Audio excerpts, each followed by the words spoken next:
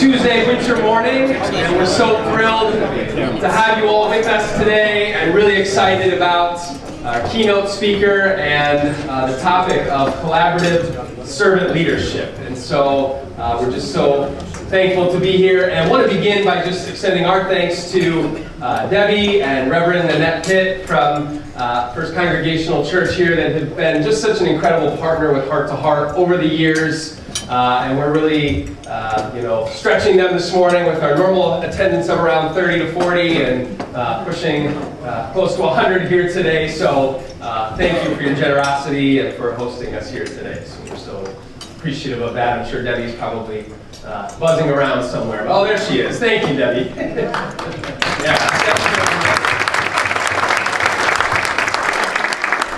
So I want to just give a few words of, by way of introduction, and then we'll move on with the show. Since I know I'm not the reason you're here this morning, I'll try to be brief. But, the city took a big step forward this past week with the big announcement about a collaboration between the city and eBay. And I think, that really just typifies the excitement, the enthusiasm, and the spirit of innovation that is kind of bubbling over in our community right now, and just under the new leadership that exists. So we're grateful for Mayor Horrigan and his leadership that's helped inspire that transformation in our city and in our communities.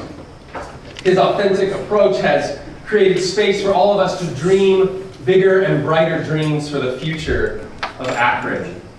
His collaborative servant leadership has ensured that all voices are being heard, modeling for us the value of being present and attentive, leading through presence. As a local author and hospital president recently wrote, and someone you'll be hearing from in just a moment to give the introduction, if you want to earn your place as a trusted leader, give more than you take and let your actions reflect a philosophy of service and caring. So Mayor Horrigan, we're grateful that your attitude reflects such things. We're grateful to have you here with us this morning. Likewise, we at Heart to Heart have been dreaming of a bigger and better and brighter future, and our role in that to continue as a trusted leader to develop the hearts of individuals and organizations in our community. Becoming a recent key partner with United Way of Summit County is creating some space for us to dream and look ahead to some new opportunities that exist for our organization and to come alongside many other nonprofits in our community.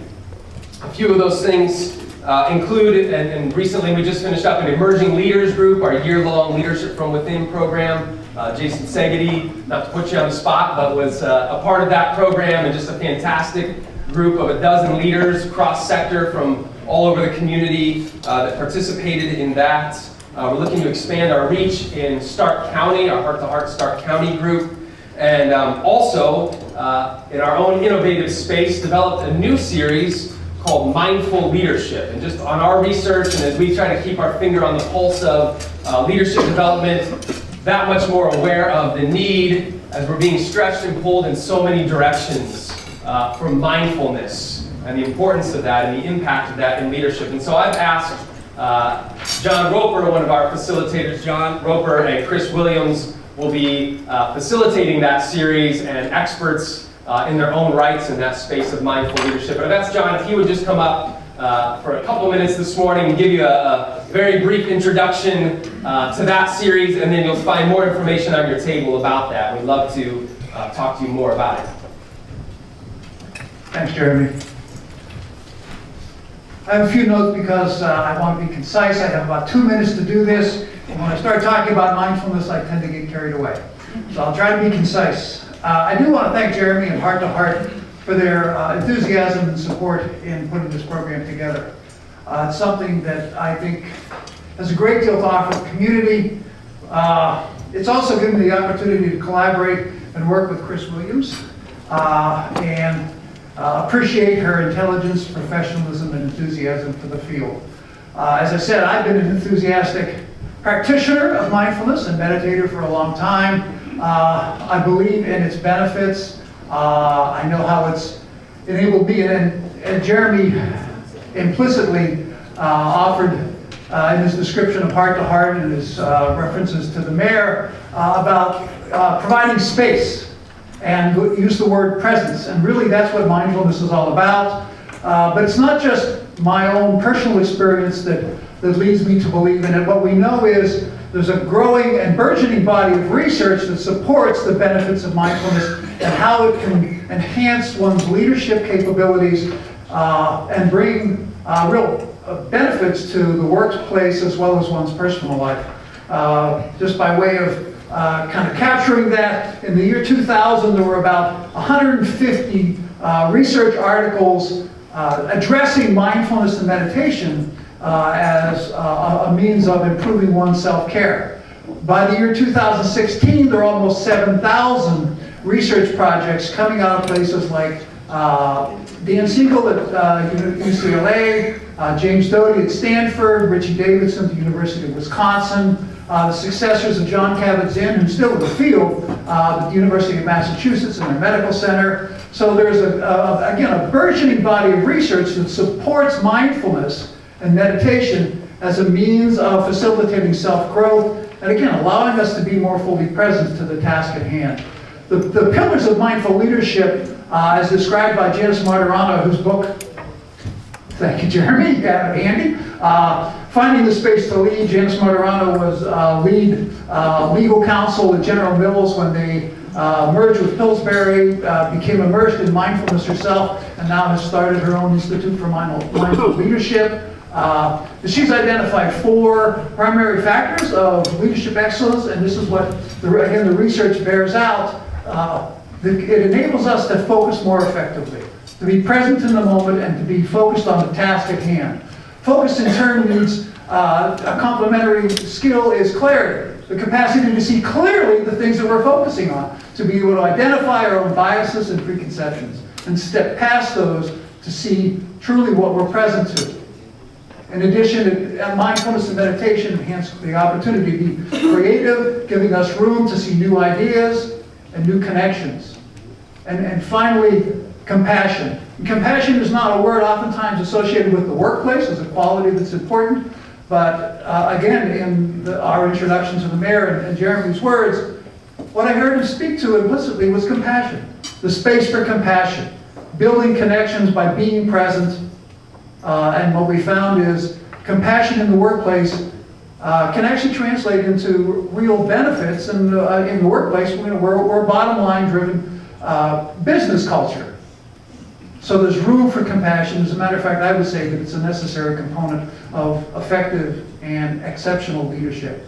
So we hope, if you have any questions, please feel free to contact Sarah or Jeremy, or they in turn can put you in touch with either myself or Chris. I hope to see some of you, many of you, in the program. You can see the literature that's on your desk, a one-page handout that identifies the starting date is March 14th, and will be carrying on for 8 weeks. So again, we hope to see some of you there with us. It's an exciting opportunity for me and for Chris, and certainly for Heart to Heart. Thank you. Thank you, John. And Chris, if you'll give a wave too, just so folks know where to find you and John if they want to talk to you. We're feeling generous this morning. I feel like giving a couple books away. So, someone who doesn't have insider information, what year was Heart to Heart officially incorporated? Anybody want to take a stab at that? Somebody take a guess. You get a free book. 87, all right. We're close. That was the unofficial year. 85. Little 88. Close, very close. 90, all right. Joe. Mindful leadership. And while we're at it, and I'm going to share about this in a moment, but well, I'll just share about it now. Ken Babby is going to be our keynote speaker at our 25th annual breakfast this year. So celebrating 25 years of the Greater Akron Speaks Out for Values breakfast. The theme this year is Inspiring Transformation. And I know in talking to Ken that he's thrilled just for this opportunity, as he said, to share a little bit more on that personal side of transformation, and then also how that has impacted his work in transforming in the city and just the impact that that's had. So how about this question? What year did Ken Babby take over as president and CEO at the time, I guess, Akron Arrows. 2012. Oh, who said it? Who said 2012? Oh, two of them back there. I'll have to let you guys fight over I it. didn't say it. Well, if we can make our way back there. I think Rick might have said that, or back there. A copy of Mr. Considine's new book on leadership. So, excellent. Well, as I said, we're thrilled about just these new opportunities for us as an organization. The breakfast will be on Monday, April 30th, and we hope you can join us for that. Lastly, before we move on with the program for this morning, you'll just notice some literature, as John referenced, on your table there, and a few things to help you understand a little bit better about what exactly is it that Heart to Heart does. The colorful one-page sheet there just describes a little bit about our service and program model, that we begin always with the heart-to-heart way, a process that's been tested and tried and refined over the past 30 years of our existence, and that moves individuals and organizations from a place of awareness. What are those things that come to the surface as we take time and create that space and become mindful, into a place of appreciation, to give thanks and not just see problems, but see possibilities. Finally, authenticity, that is the integration of all of those realities coming into place, and then practically applying those in your life and work. So a little description there. Then there's also a page that just describes most of our signature programs, to help you get to know those a little bit better. And if something piques your interest, we'd love to talk to you more about those. And then lastly, there's just the little green postcards. Well, there's the Mindful Leadership description page with all the details and brief bios on John and Chris, but also the green postcards on your table. We're in the process of a major shift in website redevelopment and some marketing materials and stuff. So the programs on there don't necessarily all align, but it's a great way for us to just get to know that you're interested in talking to us a little bit more about some of those programs and services. So if you want to fill out one of those green postcards and just let us know that you'd like us to get in touch with you, we would love to do that. And I would also just encourage you, as I look out across the room, many familiar faces and folks who have been involved with Heart to Heart over the years, who I'm sure would be happy to tell you a little bit more about their experience with those programs. And with that being said, someone that we worked with last year from the Better Business Bureau and did an Enneagram training with their team, I've asked Christy Page if she would come up and give our invocation for this morning. So, welcome, Christy. Good morning. Good morning. Please join me in prayer. Father, we come to you this morning with grateful hearts. We're grateful for the opportunity to join together this morning, and we're grateful for the work of Heart to Heart, the way they infuse positivity and invest in the lives of individuals and organizations in our community. And we're grateful for the community, for the city leadership that you've put into place. And we're grateful to live in Akron at this very time. Lord, we pray for a blessing on the residents of the city. We pray for a blessing of the residents of the city of Akron and the surrounding communities. We pray for unity and for peace. And when the times of conflict do arise, we do pray that we would be able to engage each other without hatred, without bitterness, and that we would listen for your voice. And may we work together with forbearance and respect for each other. And we pray a special blessing on the city leadership, and especially for Mayor Horrigan. And may you grant him the compassion, the courage, and the wisdom to work tirelessly for the welfare of us all as he guides us through the city's the chapter that we're in, moving forward. We're grateful. Thank you. In your name we pray. Amen. Amen. All right. I'm going to hand things over to Bill Considine and give an introduction, and then we'll have Mayor Horrigan. Well, thank you, Jeremy. And good morning, Akron. Good morning. It really is wonderful to start a day with each and every one of you in our heart-to-heart community. And as I just listened to Jeremy and excitement that obviously he has for this wonderful work, and he's doing an outstanding job building on the foundation that was started by two dear friends, Father Norm and Larry Bowman. Why don't we put our hands together for all three of those folks?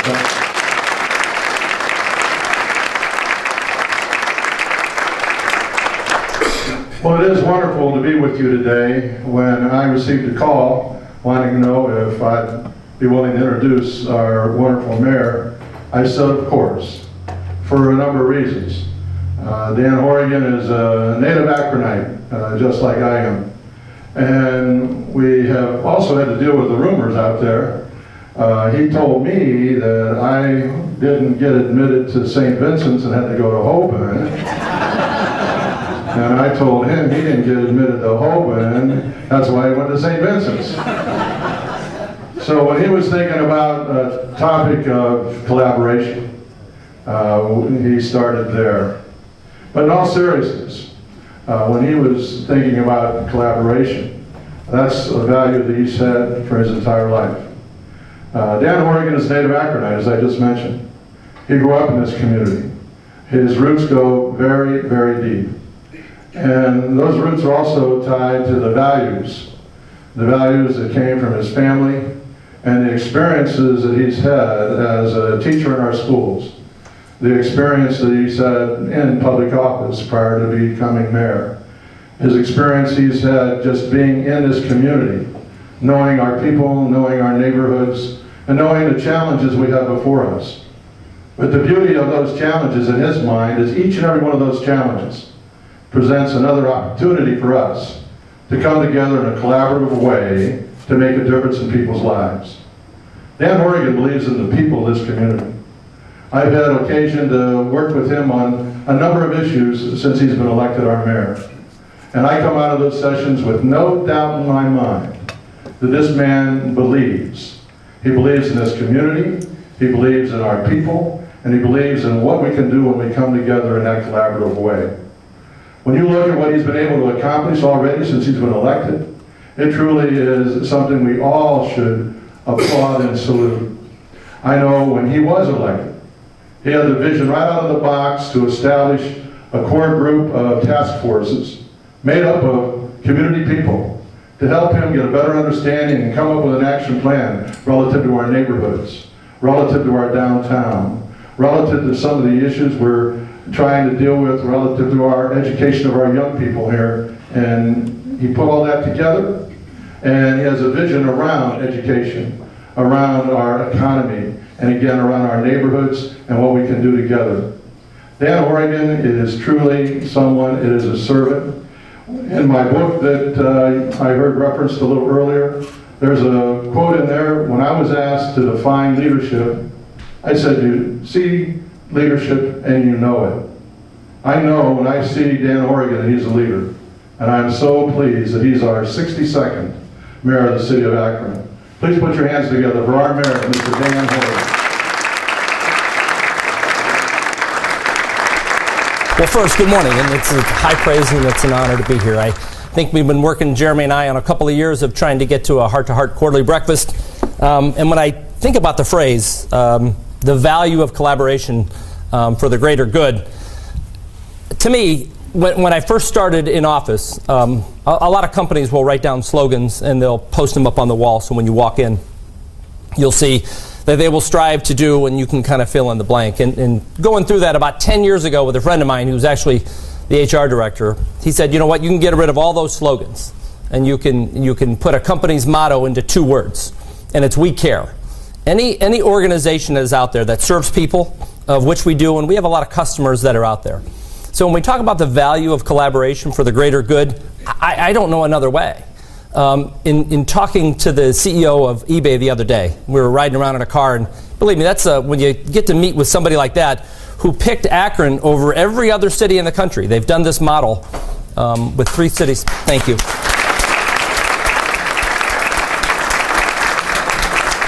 They've done this model 3 times in Europe, and I kind of asked him. I said, you know what? My hashtag is "Why not Akron?" But I had to ask, you know, why did you pick Akron? He said, the level of graciousness and the amount of kindness that you all showed and willingness to collaborate. He used that key word, your willingness to collaborate with us and believe in eBay. Well, eBay is an $83 billion corporation with 200,000 people, and he picked Akron because of that. To me, I think that's in our DNA. So when we talk about, I'm about 3/4 of the way through your book too, by the way, so I'm not quite there.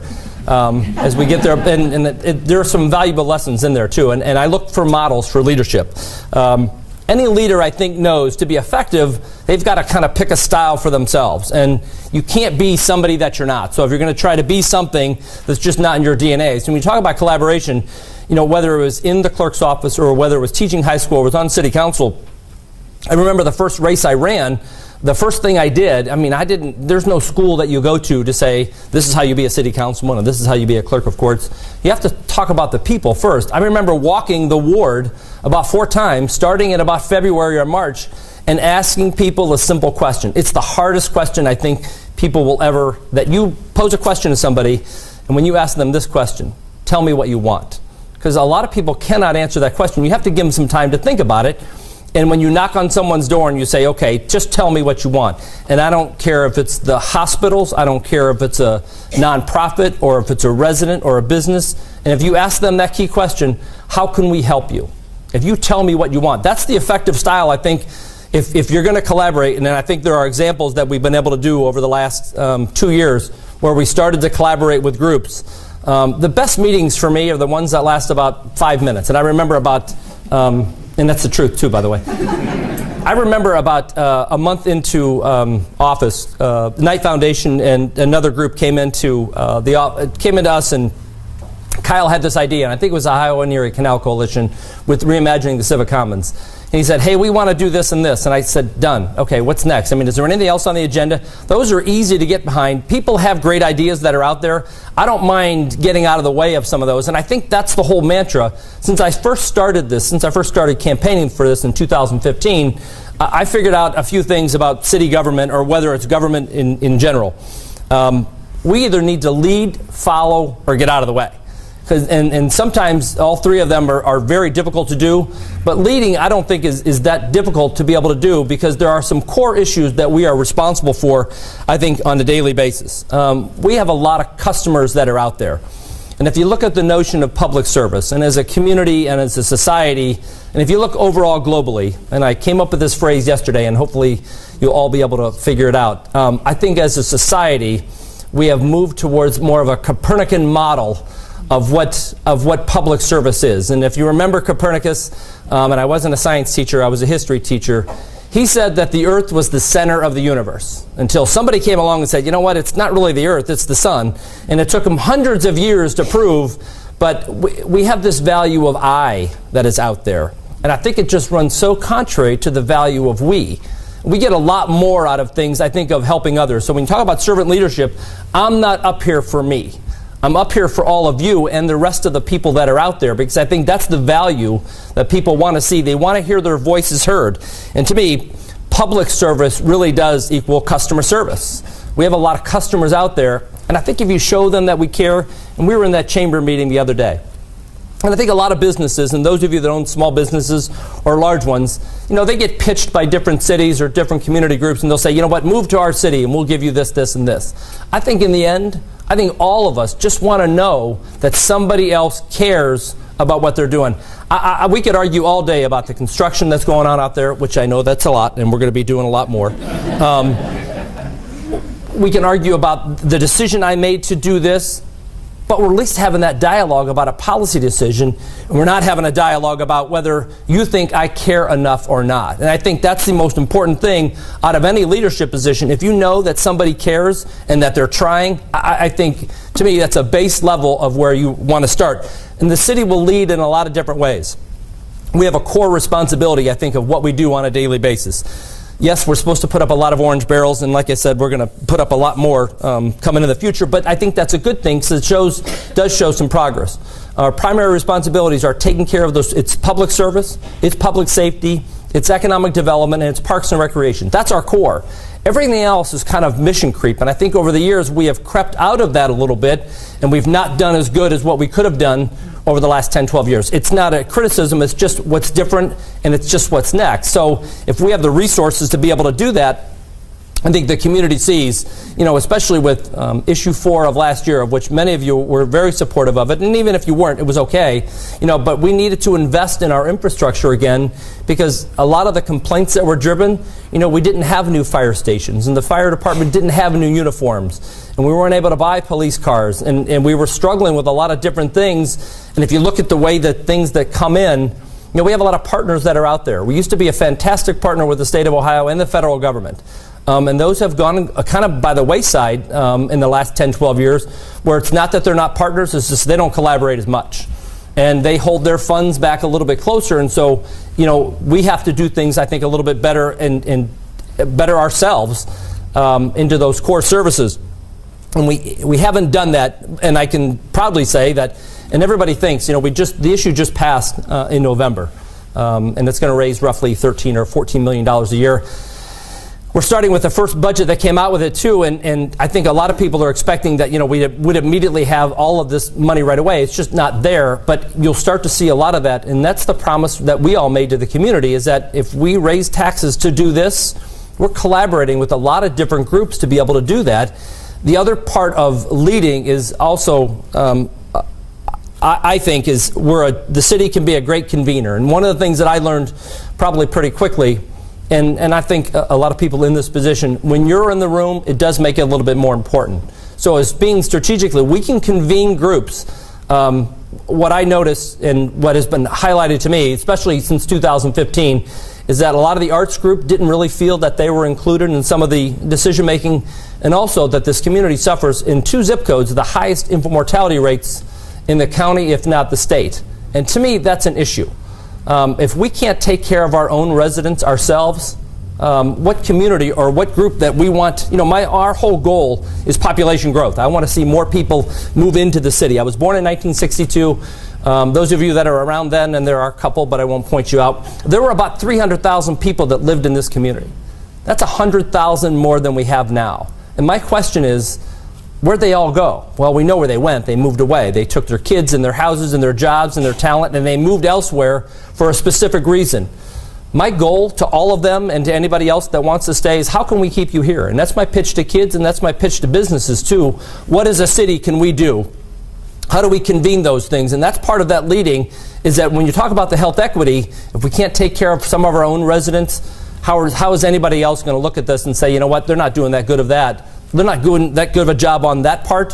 Why should we move into that community? So what I did is specifically is that we're trying to address infant mortality by hiring a health equity ambassador to look specifically at what are the things that are getting in the way of kids not reaching their first birthday. Isn't that one of the key things that we can do, especially for children? Especially for children, is getting them to their first birthday. So we did launch Akron's First Term First Birthday. And premature births we want to drive down, and not just to cut in half. And I did get to listen to a pretty good speech, I think, about a year ago from the United Way. And they brought somebody in that talked about dreaming bigger and having bolder goals. And I'll get to the United Way in just a second. But he talked about not just reducing the number of people in poverty, but how about eliminating it? I think we used to dream big in this community and in the country of attacking huge issues like trying to eliminate poverty and trying to eliminate the income gap, things like that. I don't think we dream that big anymore. That's part of one of my goals, is to reduce those things like income inequality and infant mortality, but also dream bigger as a community. I can't do that by myself, and I don't think I need all of your help, and I think everybody else that is out there. So as we convene those things, there are a lot of people that want to help. And does anybody remember reading the Beacon about a month ago? Those of you that read the Beacon and not follow it online. My one goal from 2017, and Gary Rosen's going to appreciate this, but I didn't really do it that well. He's been begging me to slow down on my talking and to talk slower. Well, I didn't do that good of a job at it, so I picked on something else for 2018 because I knew I wasn't going to do that good at it. I think I can, and I would ask all of you the same thing, I think I can ask for help more. A lot of the times, I will try to go it myself, not necessarily not seeking the advice of counsel or not doing something or seeking that advice a little bit better. That's part of what I want to do, and I think that's the collaborative model that makes people want to be involved in their community. They want to have a voice. You may argue back and forth about what I did or what you may do, but at least you're having that conversation. And I think that's the important part of it. It creates a vibe, and I think it creates a buzz. You know a community when you go into it, whether it's Pittsburgh or Cleveland or Columbus or Seattle or Austin or anywhere else where there is a creative buzz. I think I'm feeling that in the city of Akron too, because I think people are feeling a little bit more involved, and they want to have their voices heard. And I'm okay with that. We're not going to agree, and at some particular point, we may go in different directions. But if you're not convening people and asking them, what do you want or what can we do for you, I think they get up and move. And I think that's evident of that since 1962. We lost 100,000 people. The goal is to get those people back. We need infrastructure and we need people. We need all of those things to populate the city again. I think one of the more difficult things as a city government, we will follow on some stuff. And I think that as a structure, we need to figure out where can we follow on issues. I'm not the most innovative person, but I know there are people out there. I can't really teach people how to swim, but I think we have a pretty good structure to maybe do that. And I can point to 2 collaborative efforts just this last summer in partnership with Akron Children's Hospital, the YMCA, and the city of Akron. We took roughly about 400 inner city kids to pools to teach them how to swim. To me, I can't think of a greater thing when you get 3 organizations like that. I think 3 great organizations, and they're all pitching in on a single idea. The other idea is behind innovation. You don't want me in charge of innovation. You don't want me telling businesses how they should run their company, and I'll tell you a quick story. We had a line item in one of our budgets, and I know, Rick, you'll appreciate this a little bit. We had some money set aside for small business assistance, and my question to the staff was, how many of you have ever owned a small business? Nobody raised their hand. How many of you ever provided assistance to a small business? Nobody raised their hand. My question is, why would we fund something like that when we don't know what we're doing? I don't mind following. I don't mind getting a group like SCORE or the Chamber or somebody else who knows what they're doing and how to create a successful business plan and then support some of those efforts. To me, that's one of the tougher things is to follow, but if you don't go through those things and figure out what your core mission is on a daily basis, we're supposed to protect the public, we're supposed to make sure all of the orange barrels multiply for another 10 years at some particular point, but we're also supposed to follow and try to convene and let people lead on their own. And I can tell you one of the groups that I think that I've gotten behind more than 100% is United Way. And Jim Mullen and his 4 bold goals. And the way Jim explained it to me is that, a typical United Way model, and if this rubs people the wrong way, I've been pretty supportive of the 4 bold goals just because, he talked about the thermometer way of raising money. They put a thermometer out there and they kept, marking it off, and we got to 10, 11, 12, which is a significant amount of money. But they put so much money towards a lot of different groups, they really didn't make an impact of what they really could with that particular amount of money. And so Jim came to us and said, listen, I have 4 bold goals. Would you sit on a task force? I said, well, tell me what the bold goals are first. He talked about reading readiness. He talked about graduation rates. He talked about the opiate epidemic and reducing the number of emergency room visits. And he also talked about financial empowerment. And I said, well, go to the financial empowerment thing a little bit. And tell me a little bit more about that. There are so many people who don't have a stable banking relationship. There are so many people who don't have access to some of these things that banks offer. And to me, as a bank, you would want more customers to be able to do that because they are stuck in a poverty rate that is about 26%, and there's not an avenue for that. And I thought, well, Jim, you know what? Whatever you need from us, we'll get out of the way, and we'll let you convene that, and we'll put the resources behind it to be able to help. So we partnered with the United Way and a lot of other organizations to do this. We've opened our first financial empowerment center on Kenmore Boulevard with the help of Huntington Bank. I mean, I can't... There are so many examples out there of where we can say, you know what, let's put our shoulder behind this because they are doing great work. And they will get people into a stable banking relationship and just teaching, especially kids, teaching kids about what a credit card means, what a debit card means, how to open a checking account. I mean, I still write checks, and I know that's, the antithesis of what we're supposed to be doing, but I still write those. If people don't understand what the financial empowerment means and to kind of lift themselves, it gets into a better situation of whether they're more employable, they're better able to maybe get a loan for a house. Those are all the things that we're trying to do, and it's another organization leading it.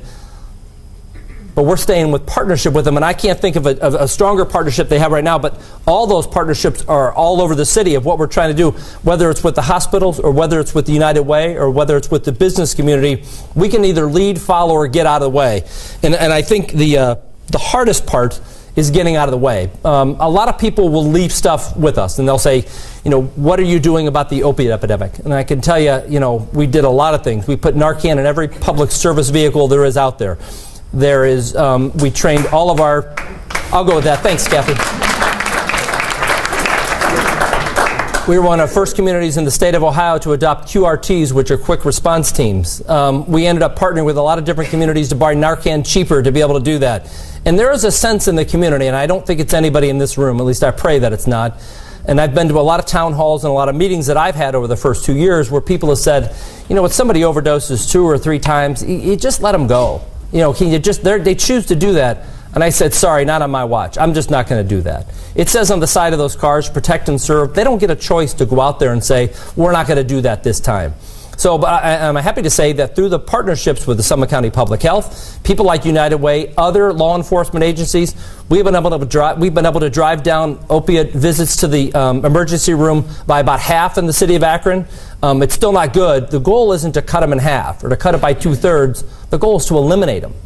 So how do we provide hope to people? That to me is through a better maybe through financial empowerment, maybe through a better educational opportunity, or maybe even through a better employment opportunity. Those are all the things. So whether it's the universities, the hospitals, there are plenty of examples where we either lead, follow, or get out of the way.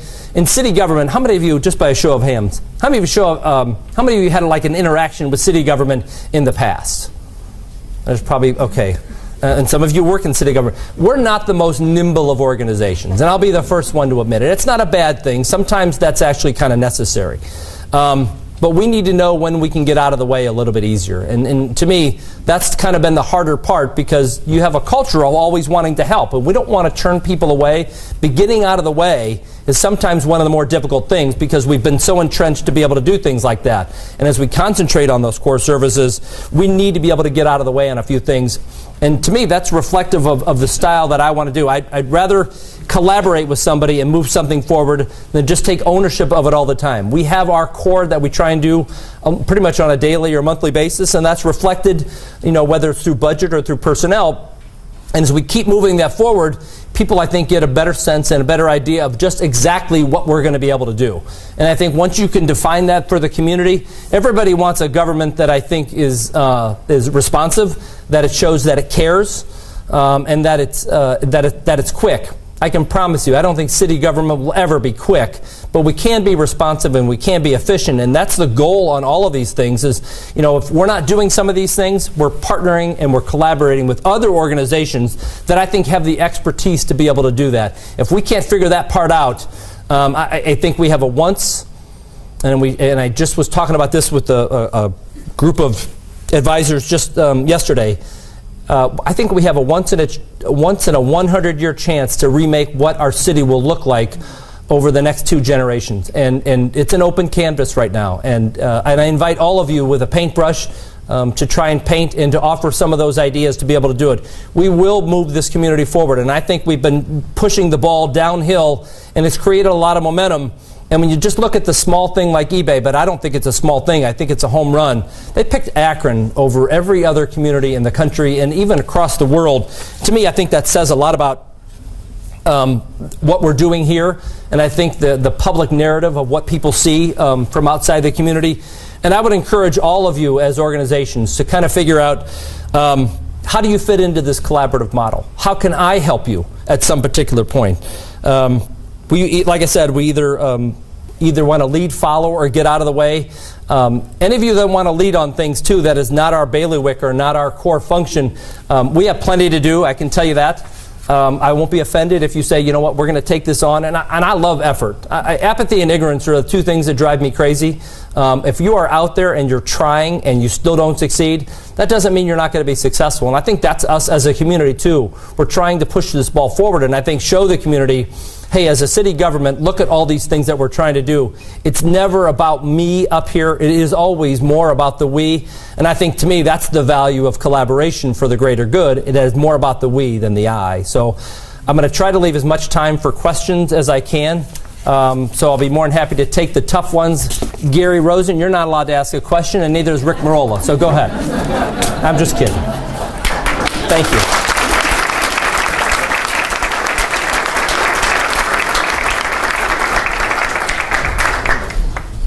pass around the microphone, and then Mayor, if you could just repeat the question so that we can get Absolutely. it on camera. Good job. Thank you. So we'll go ahead and open it up for some Q&A. Oh, wait, you're going to make me work for this one. All right. Rick told me to ask. Oh, Rick. Ralph Coletta, a 33-year city employee, wants to ask me a question. If it's, go ahead. It appears the last thing on the federal agenda is infrastructure funding. Yeah. And eventually that trickles down to the local level. What are you hoping for out of the infrastructure funding legislation? Geez. A new courthouse. No, not a new courthouse, Judge. The question was, what are we hoping out of a federal infrastructure package? And I can tell you this. Typically, and I think historically, federal infrastructure packages have always come down like this. Here's a certain pot of money. You can borrow it against it. You can do low-interest loans, and we'll give you some. I think this model that has been tried in, I think, one other country, Australia, it is leveraging about $200 billion of federal money into the market, into the private investment market, where people will pick up and buy bonds, but there needs to be a revenue source. And unfortunately, as you well know, we took a lot of those infrastructure improvements upon ourselves with our sewer and water rates and our income tax. So they're kind of behind the game. What I'm hoping for is a true commitment from the federal government that they understand that there is aging infrastructure out there. We would love to be repaid back for some of the stuff that we've been able to do over the last 15 or 20 years, whether that is doable or not. And I actually, I'm going to Washington, D.C. this afternoon to talk specifically to a couple of our representatives about that and how that's going to be structured. It shouldn't cost us money to be able to do that. But to tell you the truth, the federal gas tax has not been raised in a long time, and they've been floating that idea to fund that. That's not the worst thing, I think. And the gas is at $2.15, $2.20, and if it's an extra 4 cents a gallon, it's $2.25 or $2.29, I'm okay with it. I think when you get in that $3.95, $2.95 area, that they get a little more sensitive. But the gas tax is one of those things that we can do, and it would help across the board. So we're hoping for something. I just want a responsible model, like any other mayor or any other city. Our hands are open. We'd like some help. We've been able to do that for 15 years, but it's proven to be at a cost too. Good morning. Good morning. We have a Senate race and a governor race in Ohio. Can you talk about, from a city perspective, does it really make a difference who gets elected in the Senate race, who gets elected in the governor race? How does that affect Akron? A good question. I usually leave the big P politics out of. I can tell you when the election is over for me, the partisanship stops at the door. So anybody that wanted to come into the community and make an investment. So. I have my favorites that I'll keep to myself because I haven't even endorsed anybody yet. But yeah, it can have a tremendous effect on how they may vote, whether it's voting to reauthorize children's health insurance or voting to reauthorize anything. It can have a direct effect. And so I take a pretty long, hard look before whether I do an endorsement or something like that. Once the election's over, I'm knocking on their door just as much of whether it was my party or somebody else's. That part does not matter to me. They may believe the same things, they may not, but it's part of my job to go into their office and convince them that this is the right way to go and to do those things. So it does have an effect. Sometimes it can be good and sometimes it can be detrimental. And so that's all part of that dynamic of the relationship between the federal government, the state government, and us. It has changed so much over the last 10 years that I think people are concentrating more on the I instead of the we. Ohio is a lot different than Alabama and California and Minnesota. We have different issues. We may be the same as some other states, but we have some of those different issues that, we have a lot of rural and a lot of urban. There's a different agenda for those. We in Akron, it's a small, big town, big, small town, whatever you want to call it. We have some of the issues of a big city, and we have a little bit of ruralness to it. So, yeah, it has a direct effect, which is, why it ends at some point when the election's over. They need to help, and that's part of my job is to impress upon them that help, this is how you can do it. Thank you for being here today. Thank you. My question is, in some of our neighborhoods, crime seems to be up, and drugs, and as I talk to the constituents in our neighborhood there by Open M, safety seems to be the biggest concern that they have. Yeah, statistically, crime is actually going down, but it's highlighted by some of the key things, especially when it comes to opiates and what people are doing to get to that. And in and around Open M, whether it's, and I've targeted 4 neighborhoods for significant paying attention to when it comes to that. Summit Lake is one of them, up near and around Open M. But we have 455 dedicated, Akron police officers that are out there on a daily basis. And improving relationships in some of those communities is a high priority for the new, not only for the new chief, but for me, and knowing the community a little bit better. And I think even if you look at the dynamics of what has gone on with community policing and police departments over the last, say, 10 years, who would have been able to guess that every patrol officer would be wearing a body-worn camera? And when they asked me that question of whether I support it or not, I said, yeah, I support it because I like the insurance, and I'm risk-averse by nature, but having that stronger relationship in the community where, you do know who is driving by your house and you do trust them. It's rebuilding that trust. I think that comes from the top down, not from the bottom up. And that's the leadership, or that's the thing that we're all trying to do on a daily basis, to let those communities know that, we are here to help, but you need to help us also. So it's a back and forth as much as a one-way street. Speaking of one-way streets, no, I'm just kidding. We're not New Orleans, darn it. We have time for a couple more questions. All right. Since you got a free book, you got to ask a question. I do. Thanks, Jeremy.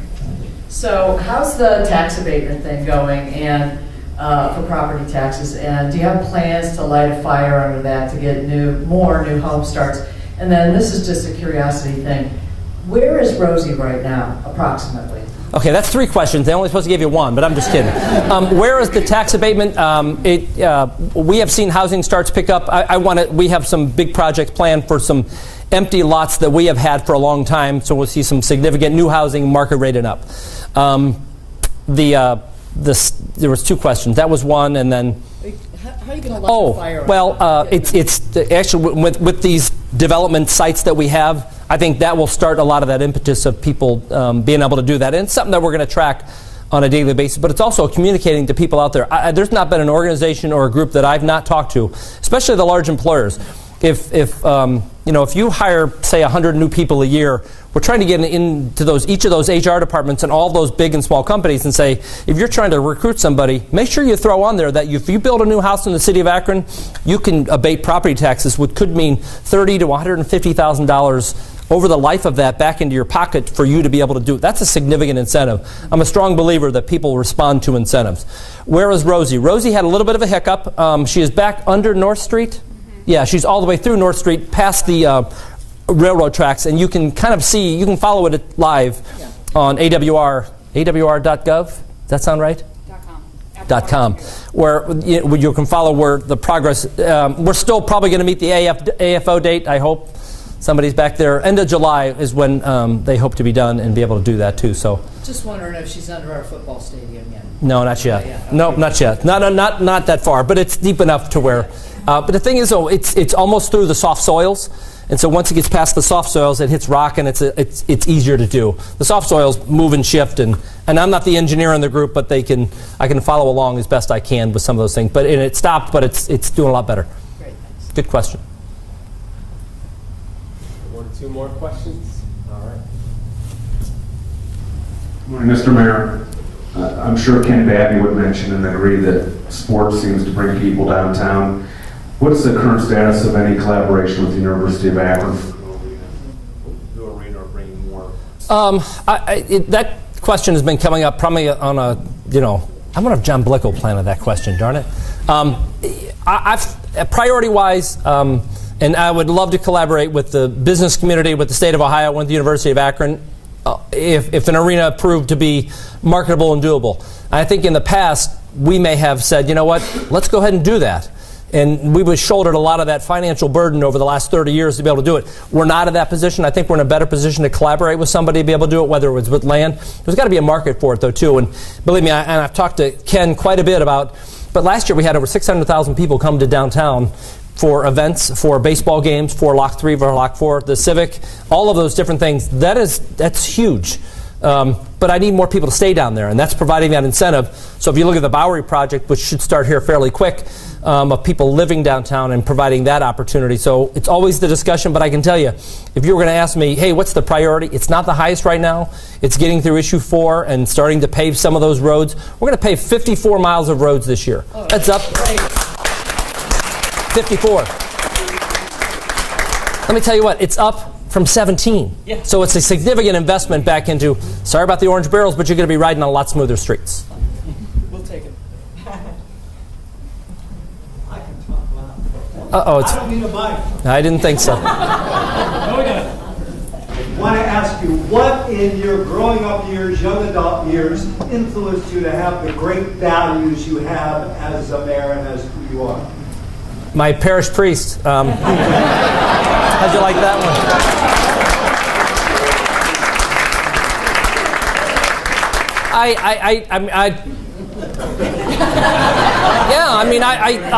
You know, it's the nuns and the priests. Listen, I got cracked across the head just like everybody else. And I was probably as ornery as anybody else. You know what? I am absolutely blessed. I get to wake up every day and to be the mayor of my hometown. And that to me is an honor unto itself. I know this, that I know that I'm living the first line of my obituary. And I'm okay with it. This is the most important work I'll ever do. And that to me drives that. But, you know, I was blessed with a mother and a father that raised us, I think, the right way. He had a, you know, and I look back on some of those things. One side of my family is Italian, the other side's Irish, and that's a whole other dynamic. But you know, even those, and you look back on some of those family gatherings, where there are dozens of people around and people are arguing and yelling and they're smoking. That to me was but they were close, and we were close like that. And I think that instilled in me. There's a lot out there, and I have a strong family unit that I rely on to this day. We still live close, and to me, that's But I want a lot of people to be able to experience that too. How do we raise the level of the family and make that as important as everybody else, and reduce it from the I and back more to the we? So, listen, I really appreciate you coming out this morning. I know I got a lot of you out of work for about an hour, so that's all right by me. So, thank you very much, and have a great week.